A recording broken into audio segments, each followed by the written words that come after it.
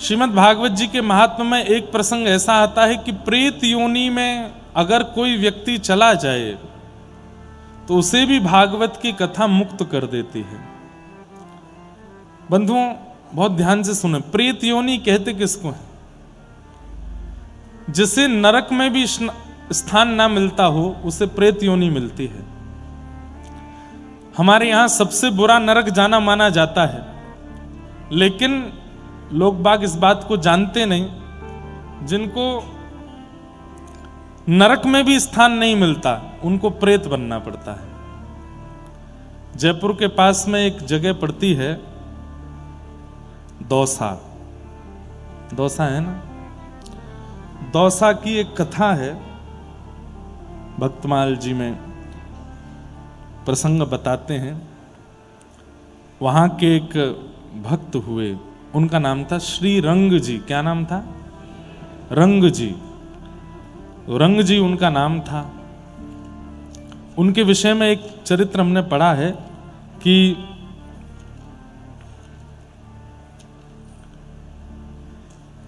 उनके दुकान में एक लड़का काम करता था। इतना व्यभिचारी था, इतने गलत काम किए उसने अपने जीवन में, किसी कारणवश उसकी मृत्यु हो गई।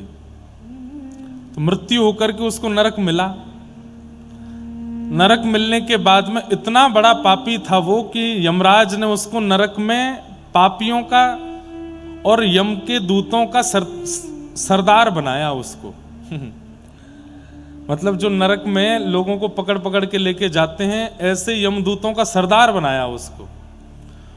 रंग जी की दुकान में काम करने वाला व्यक्ति।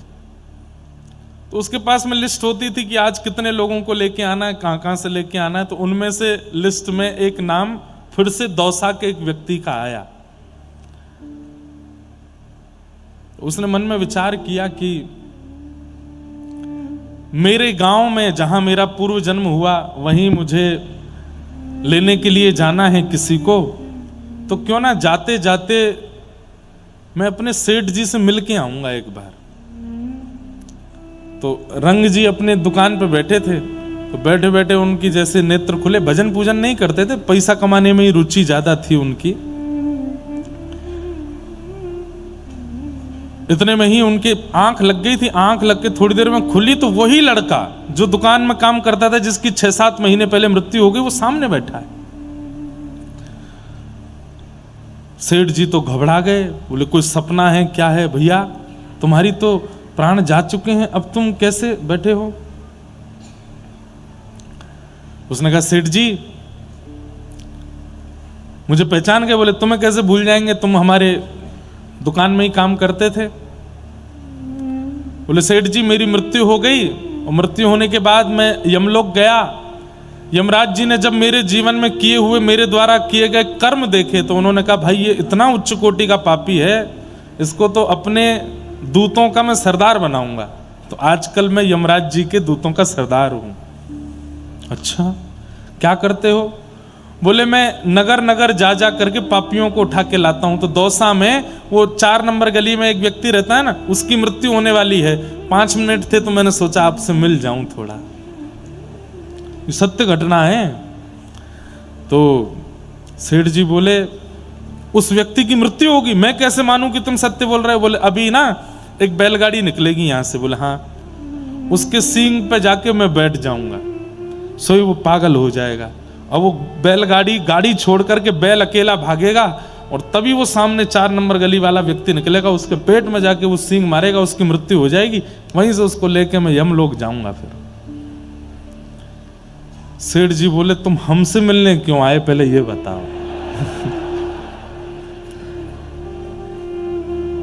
तब उस व्यक्ति ने क्या कहा?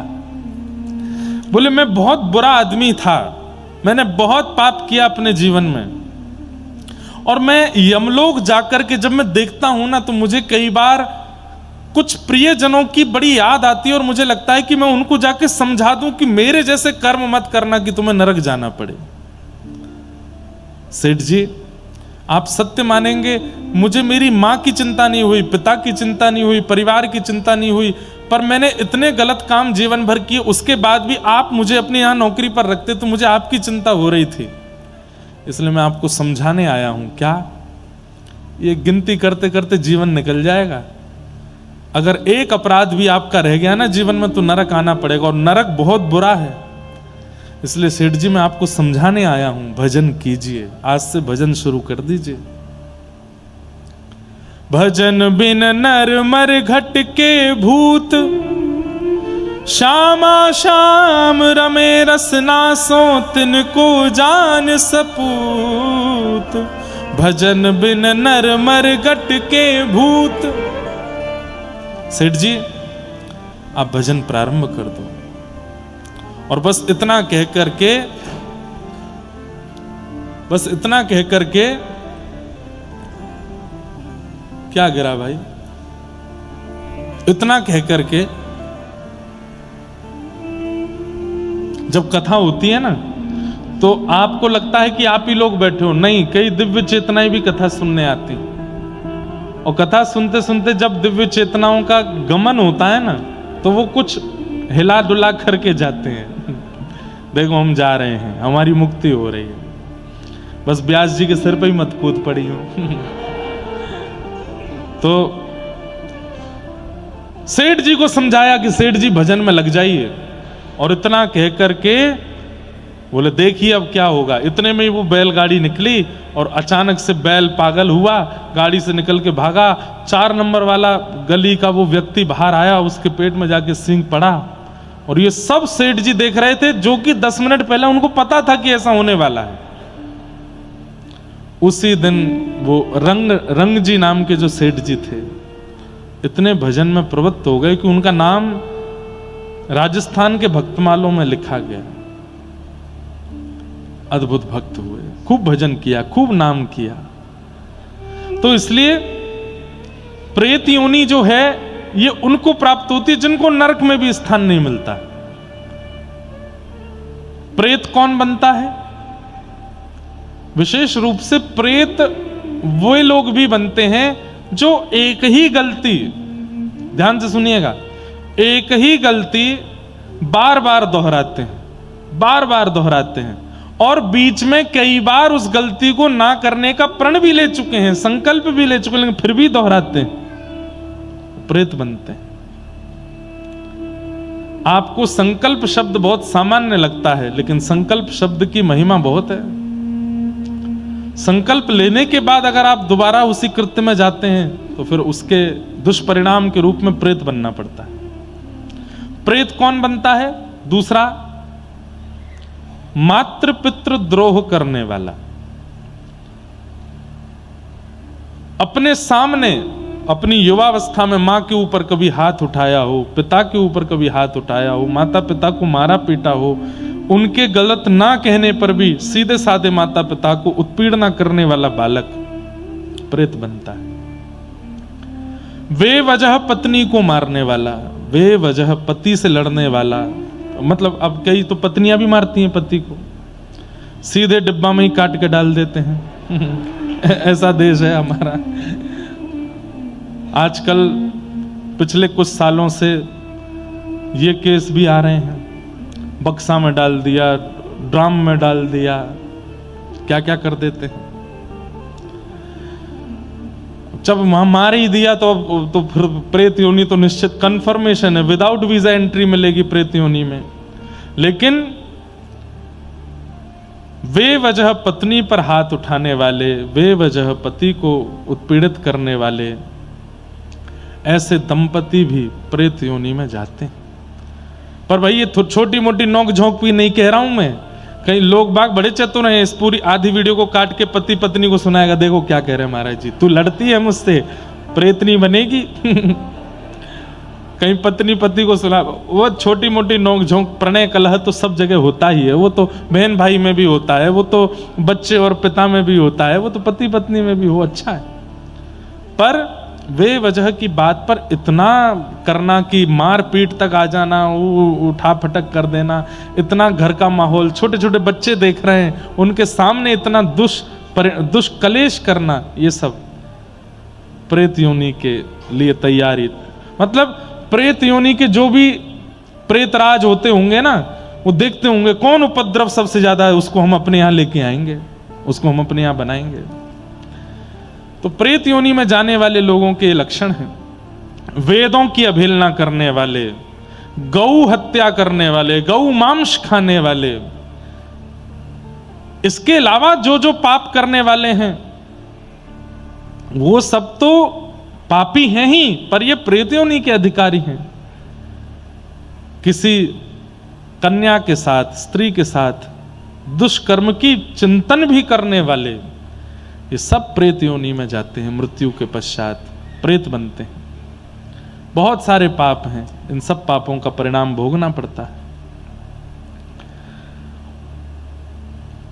उनमें भी कई प्रेत ऐसे हैं जिनको श्रीमद् भागवत की कथा अगर सुना दी जाए तो वो अपनी प्रेत योनि से मुक्त होकर के भगवत धाम जाते हैं। उनमें से पितृमातृ दूषकाः, माता पिता से द्रोह करने वाला यदि प्रेत बन गया है तो वो भागवत जी की कृपा से मुक्त हो सकता है। आप कहेंगे महाराज जी मुक्त होना ही क्यों, उसको रहने ही दो प्रेत योनि में। अरे नहीं, वो प्रेत बन गया, ये बहुत बड़ा दंड है उसके लिए। प्रेत को 24 घंटे इतनी पीड़ा रहती है जैसे हजारों बिच्छू उसको डंक मार रहे हों, इतनी पीड़ा में वो रहता है। उसे मुक्त होने का अधिकार केवल और केवल भागवत जी से प्राप्त होता है। तब नारद जी महाराज बोले कि आप इसका कोई प्रमाण दे सकते हैं? बोले हाँ, एक आत्मदेव नाम का ब्राह्मण था, उसके संतान नहीं थी, वो आत्महत्या करने जा रहा था। तभी एक संत ने कह दिया कि ये फल अपनी पत्नी को खिला देना, तुम्हारे घर में संतान होगी। फल पत्नी ने नहीं खाया, गैया को खिला दिया। तो गाय के गर्भ से जिस बालक ने जन्म लिया उसका नाम हुआ गोकर्ण, और पत्नी ने अपनी सहेली के बच्चे को गोद लिया था पति को बिना बताए, उसका नाम रखा धुंधुकारी। वही बालक बड़े होकर के इतना उद्दंडी हुआ कि माता पिता को मारने लगा। मां ने कुआं में कूद के प्राण त्याग दिए, पिता ने वन में जाकर के भागवत जी का पाठ करते हुए प्राणों को ठाकुर जी में विलीन कर दिया, और वो बालक अपनी युवावस्था में दुष्कर्मों के कारण मरने के बाद प्रेत बना। ऐसा प्रेत बना कि गया श्राद्ध से भी उसकी मुक्ति नहीं हुई। तब गाय के गर्भ से जन्म लेने वाले श्री गोकर्ण जी महाराज ने सूर्य नारायण भगवान से पूछा कि वो कैसे मुक्त होगा, इतनी भयंकर प्रेत योनि से कैसे निकलेगा। तब कहा श्रीमद् भागवत की कथा करो, श्रीमद् भागवत का सप्ताह वाचन करो। श्रीमद् भागवतान मुक्ति सप्ताहम वाचनम कुरु। श्रीमद् भागवत की सप्ताह कथा करो। इति सूर्यवचस वै धर्म रूपम तु विश्रुतम। भागवत की कथा कराओ। सूर्य नारायण ने आज्ञा देकर के कहा, उससे वो प्रेत योनि से मुक्त होगा। तब सूर्य नारायण की आज्ञा से गोकर्ण जी महाराज ने भागवत की कथा की और धुंधुकारी प्रेत योनि से मुक्त होकर के शंख चक्र गदा पद्म जैसे चतुर्भुज रूप धारण करके भगवत धाम को प्रस्थान कर गया। तो कथा की विशेषता कि अत्यंत भयानक प्रेत योनि में भी जो पड़ा होगा वो मुक्त हो जाता है। मेरे मन में एक बात आती है कि प्रेत योनि में पड़ा हुआ व्यक्ति जब मुक्त हो जाता है तो हम तो जीवित हैं, हम मुक्त नहीं हो सकते। भागवत जी की कृपा से हम तो जीवित हैं। श्रीमद् भागवत प्रेत योनि में पड़े को मुक्त करती है और जीवितों को सावधान करती है कि ऐसा नहीं करना कि तुमको प्रेत बनना पड़े। इसलिए भैया ऐसी भागवत जी को हम बारंबार प्रणाम करते हैं। तो इस भाव से, इस प्रकार से हमें मुक्त करती है। इस प्रकार भागवत जी का महात्म्य यहाँ पूर्ण हुआ।